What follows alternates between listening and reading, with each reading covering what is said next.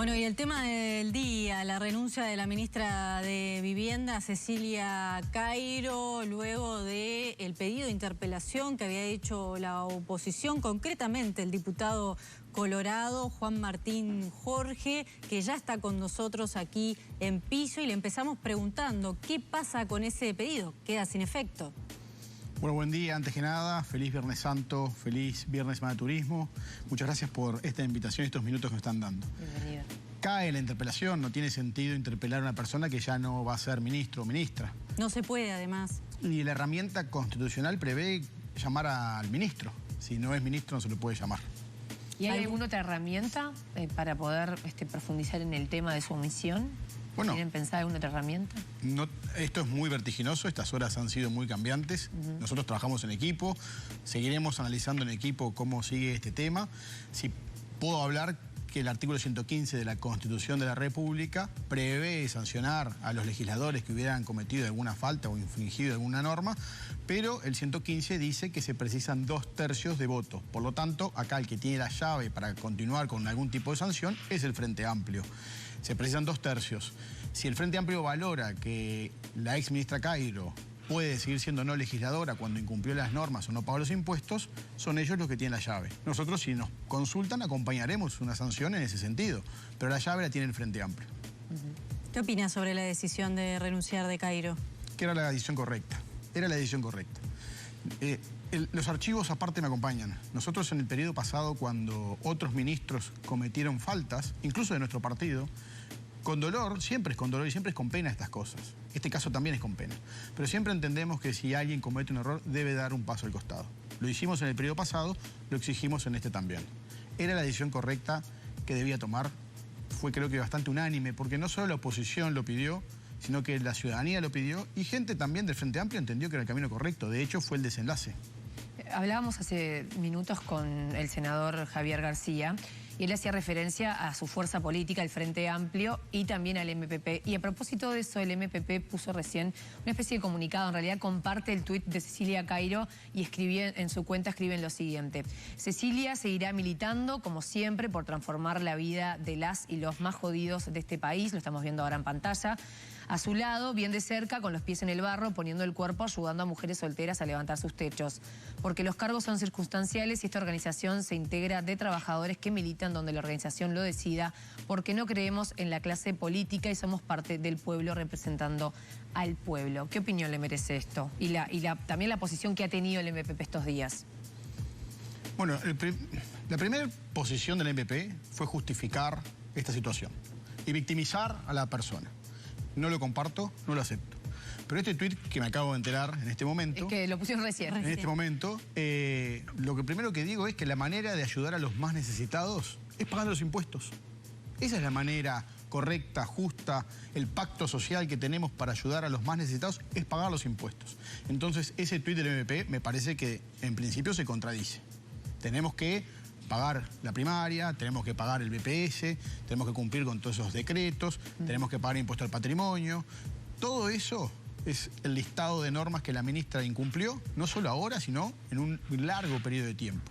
Eso fue lo que cuestionamos nosotros.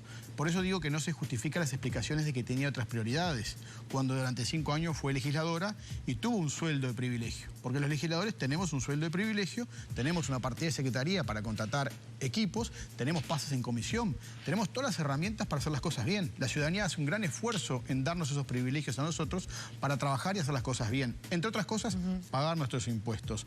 Y tuvo suficiente tiempo para hacerlo. No es justificación que tenía otras prioridades, y menos cuando las otras prioridades, que a ver, estamos en el mundo de la ética. Una cosa es la prioridad de la salud, una cosa es la prioridad de ayudar a un familiar, otra cosa es construir 4 o 5 casas para los hijos. ¿Dónde está el límite de la prioridad?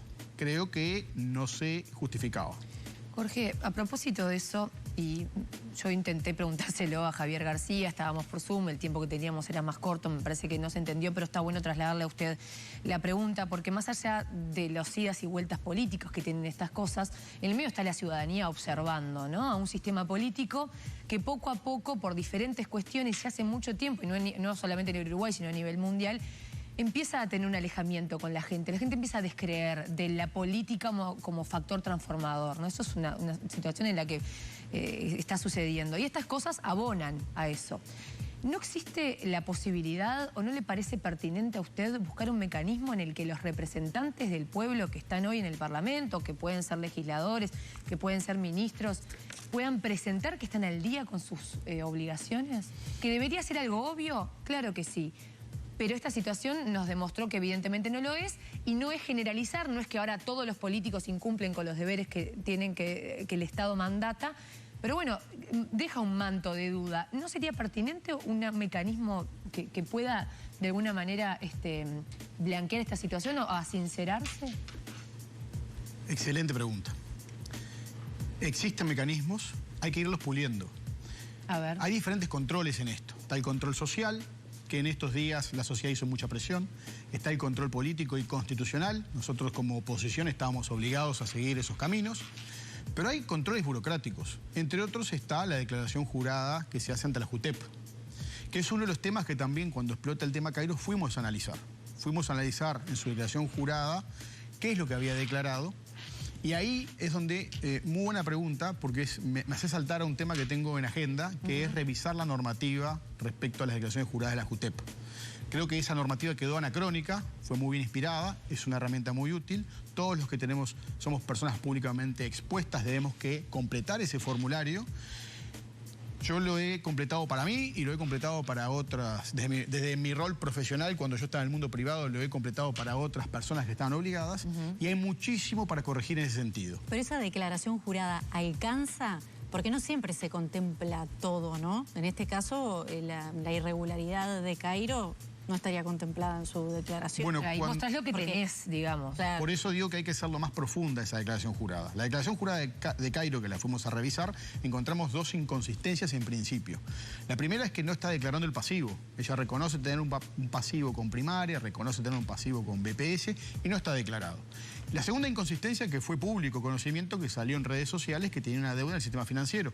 Tampoco está declarada en la declaración jurada de JUTEP. Son cosas que estamos nosotros también estudiando en este momento, a ver si se cumplió esa normativa también. Ahora bien, desde el momento en que nosotros estamos obligados a llenar un formulario ante la JUTEP, donde tenemos que declarar los bienes activos y pasivos, acá no se declaran los pasivos, tenemos que poner el valor a juicio del interesado. Punto, nada más. Una de las cosas que tengo en mi agenda legislativa es revisar esa normativa, porque a mí me gustaría que la declaración sea más detallada. No solo de repente el valor a juicio del interesado, porque Cairo declaró que valía $90.000 al tipo de cambio de la época, que a la declaración jurada le falta la fecha. Si uno va a internet no tiene fecha, primer error que no vio ni la JUTEP. Me gustaría saber el día para hacer el tipo de cambio, para saber el valor exacto. Estamos hablando de $90.000. Cuando en realidad una casa de 1.538 metros cuadrados con 5 viviendas, no sé si en el mercado vale 90. Primera inconsistencia o primer tema también a corregir. Segundo, tendríamos que estar adjuntando entonces la cédula de catastral, donde consta si estamos en cumplimiento o no con la caracterización urbana. Que ese fue el primer elemento formal que encontramos a raíz de la confesión de Cairo. Cuando Cairo dice no regularicé, vamos a internet, nos fijamos en catastro con el número de padrón, que fue fácil encontrarlo, y encontramos que no cumple con la caracterización urbana. Eso quiere decir que no regularizó ni declaró las obras. Por lo tanto, ahí se disparó toda la serie de incumplimientos. No aportes al BPS, no actualización del valor real. Si no se actualiza el valor real, entonces no se paga la primaria justa o no se paga primaria, no se paga la contribución justa, no se paga el impuesto al patrimonio. Todas esas fueron las irregularidades formales que encontramos en el caso Cairo. Pero entonces estaría muy bueno que en la declaración jurada de la JUTEP empecemos a exigir, por ejemplo, la cédula catastral en cumplimiento. A todos los que están... Es muy simple. Es una simple exigencia burocrática a todos los que ya estamos obligados a presentar las cuentas bancarias. Creo que Cairo tampoco declaró cuenta bancaria en la declaración a JUTEP. Diputado, entonces, ¿y quién controla las declaraciones? Entonces a eso iba. La JUTEP es la que tiene que controlar esto, pero hay una gran crítica unánime de que la JUTEP no tiene o el personal suficiente o las herramientas suficientes. Sí, porque a uno le queda la sensación de que esas declaraciones no sirven para nada o que muchas veces son inconsistentes con la realidad. Sirven desde el momento cuando pasan estas cosas, vamos a la declaración jurada de la JUTEP y ahí tenemos un registro, un archivo, como para tardíamente de repente encontrar las cosas. Acá el tema es encontrarlas tempranamente. Una propuesta que yo había hecho siendo ciudadano era que se declarara el título que ostentamos. Yo digo que soy licenciado, digo que soy economista, digo que soy abogado o escribano, adjuntemos un testimonio o una fotocopia del título y también evitamos estar discutiendo si los políticos tienen el título que ostentan o no. Situaciones insólitas que hemos vivido en todos los partidos, en todos los años, en todos los periodos. Entiendo esto de la JUTEP, pero me parece que es como una discusión paralela, ¿no? Es una herramienta más. Acá estamos hablando de la evasión a cuestiones en las que todos los ciudadanos estamos obligados a pagar. Le reitero, ¿puede existir un mecanismo en el que se blanquee si tengo alguna deuda? Si pagué el impuesto a primaria, si estoy al día con BPS... O sea, los mecanismos... Porque esto no estaba en la JUTEP, pero tampoco saltó por ningún otro lado, ni por la Intendencia de Montevideo, ni por el BPS de aquellos años y los 5 años anteriores. O sea, acá hubo una falta de contralor del Estado en el que a otro ciudadano tal vez le caen con todas si evade estos pagos. La burocracia, estrictamente el tema burocrático está, porque si uno va a la página web de Catastro, surge que no está cumpliendo con la caracterización. Si uno saca información de lo que es público, va a surgir todo esto. Claro, surge a confesión de parte, como fue el tema de Cairo, o el mecanismo que existe, el Estado, el mecanismo que ha encontrado para controlar esto es cuando alguien va a pedir un préstamo bancario. Le salta. El banco va a exigir que uno acredite todo esto. Que esa es otra de las cuestiones graves del caso Cairo. Cairo como legisladora exigía en ciertas leyes, y ella misma personalmente exigía que alguien a la hora de refinanciar o hacer un trámite con el banco hipotecario estuviera al día con las deudas. Exigía una cosa y después no cumplía. Pero ahí es cuando los controles saltan. Bueno, usted va a pedir un préstamo, tiene que estar al día con todo esto. Usted va a vender, tiene que estar al día con todo esto. Usted quiere hipotecar, tiene que estar al día con todo esto. Y ahí es cuando la gente sufre y padece la regularización, la llamada del arquitecto, el pago de los honorarios, la caracterización urbana, el convenio con primaria, que te aumentan la contribución, porque es lógico que te aumentan la contribución. Lo que yo le pregunto es, ¿usted quiere gobernar? Tiene que estar al día con todo esto. Por supuesto. O sea, ese plano es al que yo me refería. Bueno, sí, hay que seguir puliendo los mecanismos. Para empezar está la ética, primer control que tiene que tener cualquier político profesional que se quiere dedicar a esto. Después estarán los controles de los diferentes sectores de los partidos dejan entrar o no dejan entrar a gente que tiene cierta probidad y cierto prestigio. Vamos, hay mucha gente que quiere meterse en la política que el propio sistema político lo ahuyenta. Son diferentes controles, control político, control ético, y después están los controles formales. El sistema perfecto no existe. Ojalá lo supiera y lo pudiéramos aplicar, pero acá hay que, lo que se me ocurre como herramienta inmediata, a mí como legislador, es pulir la declaración jurada de JUTEP. Porque aparte hay un control social. Que todos podamos ir a ver la declaración jurada en internet, y no todas están públicas. La mía, por ejemplo, no es pública todavía. ¿Por qué? No sé, desconozco. ¿Por qué la JUTEP no hace pública todas? Porque somos muchos ciudadanos que de repente estamos fiscalizando uno a uno por curiosidad, por denuncia, por lo que fuere.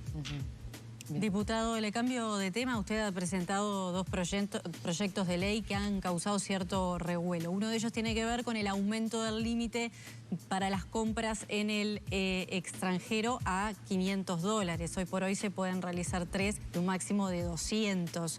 Bueno, ¿qué repercusiones ha tenido y cómo viene en el Parlamento? Estrictamente presenté 10 proyectos de ley. Estos 2 de repente hicieron un poco más de ruido mediático. Íbamos a Uruguay presentó 47 proyectos, creo. De estos 2 que tú me mencionás, sí, uno es... A ver, todos los proyectos de ley que yo traigo, los traigo de mi experiencia como ciudadano. Yo como ciudadano me enfrenté con muchas situaciones en la vida del día a día y dije, si algún día soy legislador, voy a legislar para corregirlo. Uno es el de las compras por internet. Exacto. Yo soy uno que usa ese canal de compras por internet, que actualmente se pueden comprar 3 compras de hasta $200, hasta 20 kilos, por un correo expreso, por $200, como acabo de decir. Históricamente eran 5 compras, después pasó a 4 y hoy están en 3. Hubo un camino restrictivo en este sentido. Yo como usuario de ese canal me he encontrado con un sinfín de problemas. Me he encontrado con que de repente quiero comprar algo que en Uruguay no hay y vale $205. Por $5 no lo puedo traer. O me encuentro con piezas si empezamos con los ejemplos no terminamos. Pero me pasa que hay una pieza acá que es demasiado cara, estamos hablando de un repuesto, demasiado cara, que decido no comprarla y que en internet es un precio accesible. Bueno, ese canal es el que yo quiero ampliar. Obviamente cuando uno pide esto hay una puja de derechos, Está la puja de los comerciantes, que están bastante contentos conmigo estos días, pujando por sus derechos, y después está la puja de derechos de la gente que quiere usar este canal. ¿Pero no afectaría justamente a los comerciantes locales? Afectaría a los comerciantes locales y beneficiaría a muchísima gente. ¿Dónde está el límite? Y ahí está la puja de derechos. Por eso que hay que conversar justamente con los diferentes actores para ver dónde se puede ampliar y abrir ese canal y dónde se tiene que restringir. Porque no nos olvidemos que el canal ya existe. Ya existe este canal. Ya este problema, los comerciantes, si es un problema, para ellos ya lo tienen. Lo único que es ver hasta qué punto lo podemos ampliar en beneficio de mucha gente, tratando de perjudicar lo menos posible el comercio. Porque el decreto reglamentario ya cierra la canilla donde hay que cerrarla. La cierra en medicamentos, la cierra en juguetes, la cierra en un sinfín de cosas más. Por supuesto que cuando empezamos a discutir esto salen los importadores de juguetes y dicen no se cumple la norma. Bueno, pero eso es otra historia. Pero la norma existe y la canilla se puede cerrar en lo que perjudica y se puede abrir en lo que beneficia. De hecho, lo rico de esta discusión es que empieza a verse de que sí, que efectivamente hay lugar para abrir la canilla en este canal en algunos aspectos. Ese es uno. Juan Martín Jorge, un placer haberte tenido aquí con nosotros, diputado del Partido Colorado. Muchas gracias. Gracias por venir, además un Viernes Santo. Sí, claro. Mucha gente está descansando. Es nuestro deber, nuestro trabajo como legisladores. Gracias.